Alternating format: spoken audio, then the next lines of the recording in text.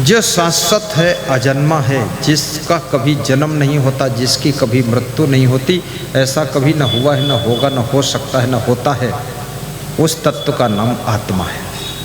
नैनम छिंदंत शस्त्राणि नैनम दहत पावका न चैनम क्लेदंत्यापो न शोषियत मारुता।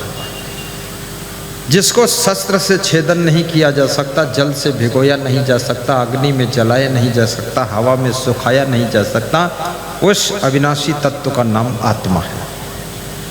वासांस जीर्णानि यथा विहाय नवानि गृह्णाति नरोपराणि तथा शरीराणि विहाय जीर्णानि अन्यानि संयाति नवानि देहि।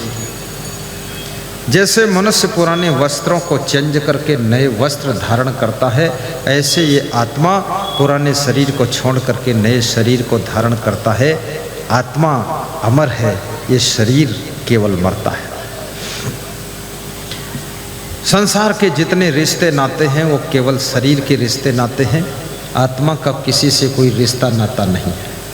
सदगुरु विशाल देव कहते हैं, जीव का नाता न काहू से जानो, जीव का नाता किसी से नहीं है। इसलिए जब मनुष्य की मृत्यु होती है,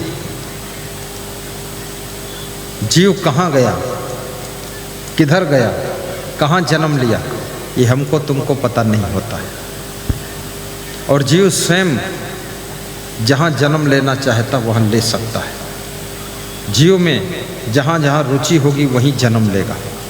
यदि मांस, मछली, अंडा, मुर्गा खाने में रुचि है तो आपका जन्म मांसाहारी योनि में होगा। भेड़िया का शरीर मिलेगा आपको, कुत्ते का शरीर मिलेगा, शेर बाघ का शरीर मिलेगा, बिल्ली का शरीर मिलेगा। चूहे खाने में रुचि है तो बिल्ली बनकर पैदा होंगे आप। हड्डी चबाने में रुचि है तो कुत्ता बनकर जन्म होगा। और यदि आप शाकाहारी हैं, मांसाहार में रुचि नहीं है, तो आपका पुनः पुण्य कम है तो गाय के रूप में जन्म मिलेगा। ऐसे पशु बनोगे, पुण्य नहीं किया है, धर्म नहीं किया है, लेकिन शाकाहारी हैं आप, तो आपको हाथी का शरीर मिल सकता है। हाथी मांस नहीं खाता है, गाय का शरीर मिल सकता है और भैंस का भी शरीर मिल सकता है। लेकिन यदि आप शाकाहारी हैं और नशा व्यसन से मुक्त भी हैं और साथ में आप भक्ति भी करते हैं, गुरु मंत्र भी लिया है और धर्म करते हैं और सत्संग सुनते हैं और संस्कार आपने मनुष्य के संस्कार अर्जित किया है, तो याद रखना, मरने के बाद गारंटी के साथ तुमको पुनः मनुष्य का ही शरीर मिलेगा, मनुष्य का ही शरीर मिलेगा। जय जय। मनुष्य जीवित अवस्था में भी वहाँ वहाँ जाता है जहाँ जहाँ उसकी रुचि होती है। बाजार में मदिरा की भी दुकान है, दूध की दुकान है, मीठा की भी दुकान है और बाजार में नशा की भी दुकान है। लेकिन जिनको मीठा में रुचि हो मीठा की दुकान पर पहुंचते हैं और जिनको मदिरा में रुचि हो मदिरा की दुकान पर पहुंचते हैं और जिनको हरी सब्जी में रुचि हरी सब्जी की दुकान पर पहुंचते हैं, जिनको मांस मछली में रुचि हो उसकी दुकान पर पहुंचते हैं। जिंदा शरीर भी, ये इतना बड़ा शरीर, जहाँ जहाँ तुम्हारी रुचि है वहाँ वहाँ ये शरीर पहुँच जाता है, मन प्रेरणा देकर पहुँचा देता है। मरने के बाद भी इस जीवन में जहाँ जहाँ तुम्हें इंटरेस्ट है, जहाँ जहाँ रुचि है, जहाँ जहाँ लगाव है, वहीं ये आत्मा जाकर के उसी योनि में जन्म ले लेता है। इसलिए कृपया अपने खान पान को भी सुधारिए और गुरु मंत्र लेकर भक्ति कीजिए, क्योंकि भक्ति पशु पक्षी क्रमकीट योनियों में संभव नहीं है, गुरु मंत्र वहाँ संभव नहीं है। गुरु मंत्र आपको महान बनाता है और पुनः मनुष्य का शरीर आपको दिलाता है। इसलिए गुरु भक्त जरूर बनना चाहिए। कबीर साहब ने बहुत बड़ा प्रश्न पूछा है कि आए हो तुम कहाँ से और जाओगे कहाँ? क्या तुम बता सकते हम कहाँ से आए हैं? क्या ये बता सकते हो इस शरीर छोड़ने के बाद, मृत्यु के बाद हम कहाँ जाएंगे, आत्मा कहाँ जाएंगे? तुमको मालूम ही नहीं, लेकिन तुमको हम मालूम करा देते हैं।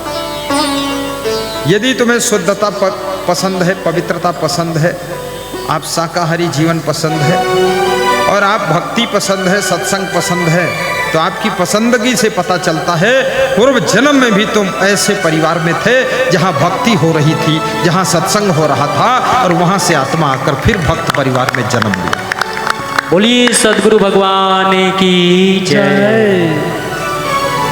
और जब ये शरीर छोड़ोगे तो जो पसंद है, जो इंटरेस्ट है, वहीं जाकर ये आत्मा जन्म ले लेगी। मेरी माँ ने मुझको कहानी सुनाया था, मेरे गुरु ने मुझको एक कहानी सुनाया था, और कुछ भक्तों ने भी मुझको एक कहानी सुनाया था। कहानी तो एक ही थी लेकिन 3-4 लोगों ने सुनाया था। वो कहानी ये थी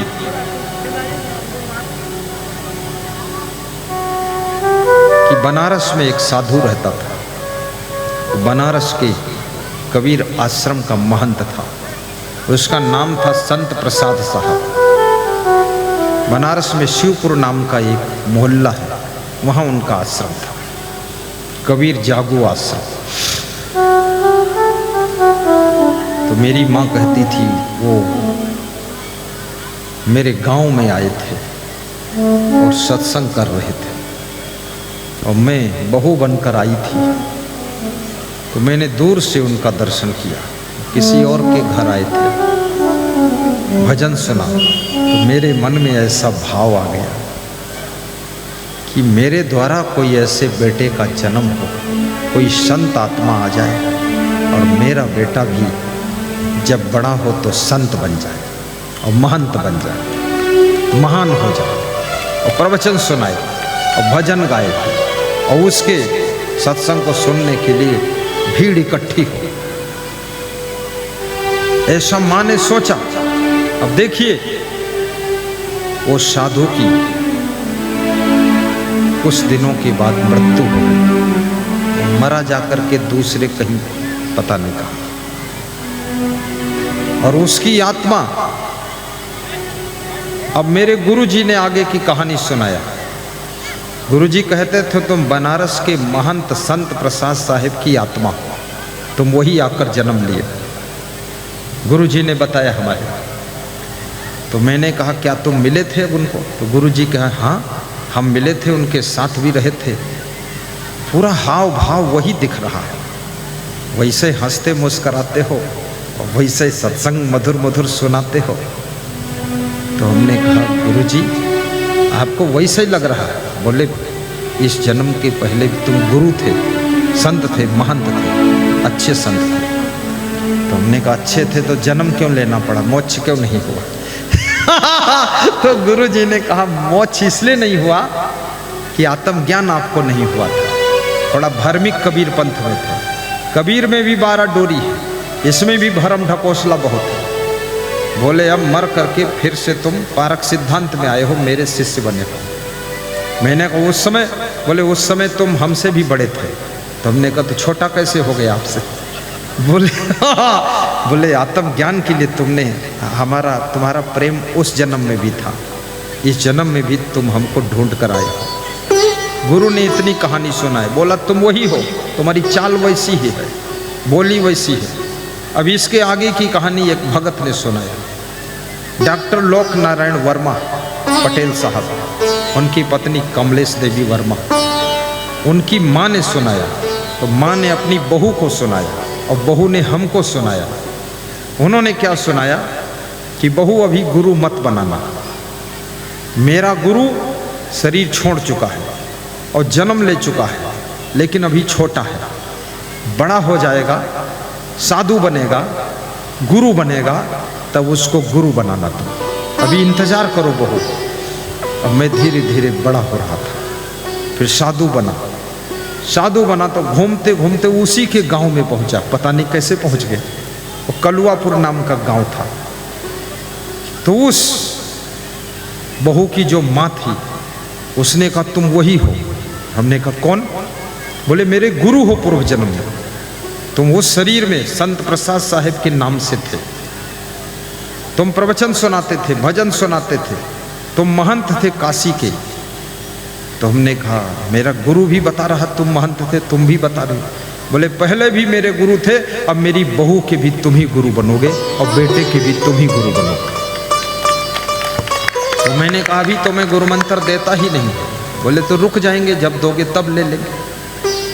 तो मेरे गुरु ने कहा तुम गुरु मंत्र दो, क्योंकि पूर्व जन्म के गुरु हो, भी गुरु बनो और गुरु का काम शुरू करो।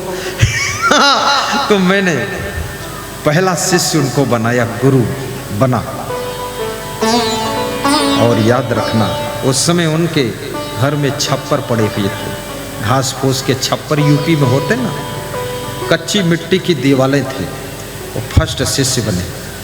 आज उनके पास में लखीमपुर में 4-5 प्लाट है, बहुत सुंदर बड़ा मकान है 3 मंजिल का, और बहुत सुंदर हॉस्पिटल लगभग 10 करोड़ का है। और डिग्री कोई नहीं है, आँख के मर्मज्ञ डॉक्टर हैं। बोले आपका प्रथम शिष्य मेरी पत्नी बनी, मैं तो 2 साल और आपका वेट किया कि पता नहीं गुरु कंप्लीट है कि नहीं, मैं देर में बना, लेकिन आशीर्वाद, पहला आशीर्वाद मुझे मिला तो मेरी इतनी उन्नति हुई है। हम तो एक साइकिल को तरस जाते थे, आज महल खड़ा है, हॉस्पिटल भी 10 करोड़ का बना है, और कार है फटाफट। एक लड़का प्रोफेसर है, दूसरा डॉक्टर बनकर आ गया। और गुरुदेव मैं तो मानता हूँ तुमने वही अवतार लिया है जो काशी में तुम महंत संत प्रसाद साहब के नाम से थे।